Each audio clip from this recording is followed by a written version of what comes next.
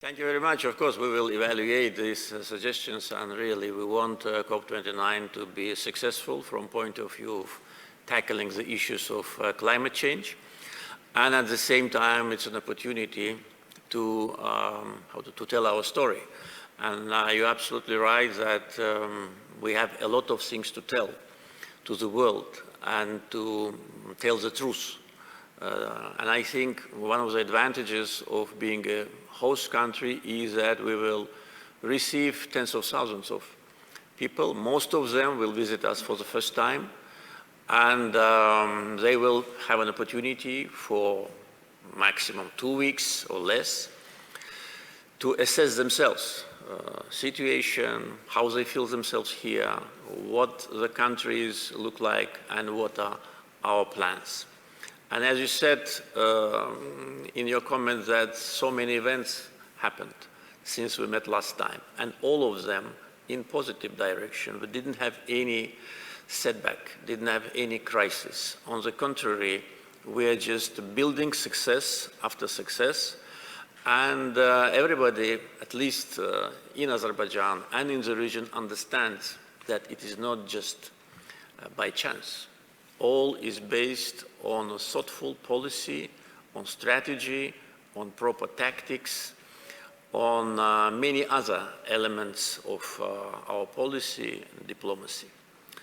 And you're absolutely right, COP29 was a result of a peace process. And actually, though the main topic will be finance this time, but as a host country, we can add additional agenda, and one of them, there'll be several, but one of them will be peace. And first, because it was a peace process which allowed us to become the host country, because Armenia lifted the veto, and we did also the steps towards them.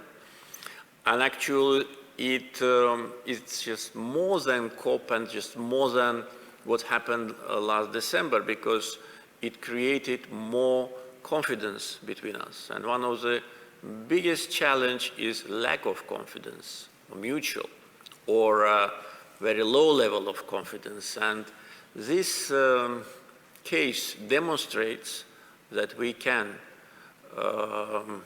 at least not to act against each other every time and at every stage.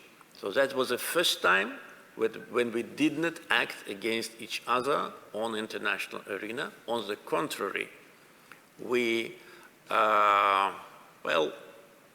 did not support each other, but we were neutral.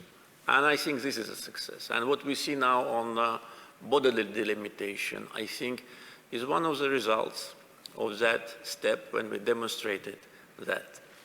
A lot is to be done, of course, in order to build more confidence between two countries, and especially between the peoples.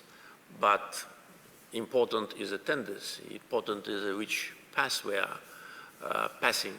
And I think illustration of what I'm saying is really remarkable, because COP29 in Azerbaijan is a result of resolution of the conflict, and is a result of the progress on a peace track. I think that in order to put your ideas on a more practical scale, it will be good if you can share more with us how you see this event to be integrated with your activity. There'll be a lot of side events during COP. Many international organizations will hold their events, even summits, and maybe you can also think, at a forum at that time. Usually you convene in December, so you can reschedule a little bit. And first of all, I'd like to invite you, if you have time to visit us, we'll be happy. And also to think what else we can do, because now the Caucasus is one of the regions on a global scale where events develop rapidly, and in order to direct them in the right direction, sorry for tautology, we need to be proactive. We cannot just sit and wait. If we do it, we will lose. It's not a time that you can relax. And I was saying that right after the Second Karabakh War, we have no time to celebrate, and we didn't celebrate. We worked, and we continue to do it because a lot is to be done. And I think that this agenda will lead to strengthening of security measures in the Caucasus, I mean in the Southern Caucasus in general, will create opportunities for at least consultations among 3 Southern Caucasian countries, and which lead the way to future cooperation. I think it's a unique chance now. We've been deprived from that when Soviet Union collapsed, unlike Baltic states, which started their, independent journey in peaceful environment. We had wars. So now it's a chance to turn that page, and we're doing it.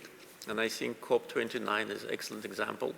And what we are now seeing on the border between Armenia and Azerbaijan, and you do not see what is behind the scenes. I mean, the contacts between representatives of 2 countries,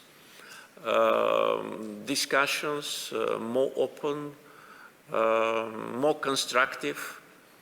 And with respect to the border delimitation, Azerbaijan and Armenia behave in a very constructive way, very constructive. What is seen is only part.